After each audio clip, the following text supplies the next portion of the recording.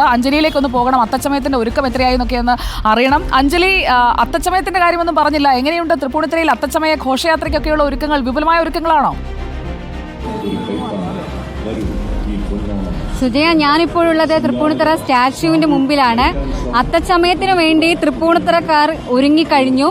അതായത് ഇന്ന് വൈകുന്നേരം തന്നെ ഈ രാജകുടുംബത്തിലെ ഒരു പ്രതിനിധിയിൽ നിന്നും ഈ നഗരസഭ അധ്യക്ഷൻ ഈ ഒരു അത്തച്ചമയത്തിന്റെ ഈ കൊടി ഏറ്റുവാങ്ങും.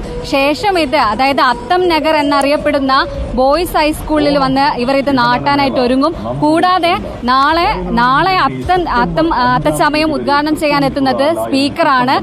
ബഹുമാനപ്പെട്ട സ്പീക്കർ എത്തി ഉദ്ഘാടനം ചെയ്യുന്നതോടൊപ്പം പി രാജീവായിരിക്കും ഈ ഒരു കൊടി ഉയർത്തുക. തുടർന്ന് ആഘോഷരാവാണ്. അതായത് നാളെ വിവിധ തരത്തിലുള്ള പരിപാടികളുണ്ട്. കൂടാതെ ഏറ്റവും പ്രധാനപ്പെട്ട 20,000 ആളുകൾക്ക് 16 ഇനം കൂട്ടുകളുള്ള സദ്യ, അതായത് എറണാകുളത്തുകാർക്ക് ആഘോഷത്തിന്റെയും ആരവത്തിന്റെയും ദിവസങ്ങൾ ഒരുങ്ങിക്കഴിഞ്ഞു.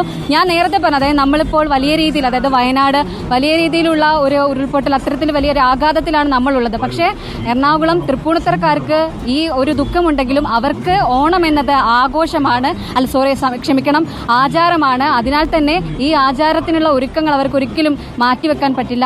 പക്ഷേ ഈ ഒരു ദുഃഖത്തിലും അവർ ഈ ആചാരത്തിന്റെ ഭാഗമായിട്ട് എല്ലാവിധ ഒരുക്കങ്ങളും ഇവിടെ തുടങ്ങിക്കഴിഞ്ഞു. നമുക്കപ്പോൾ വിപുലമായി തന്നെ അത്തച്ചമയ ഘോഷയാത്ര പ്രേക്ഷകരിലേക്ക് എത്തിക്കണം.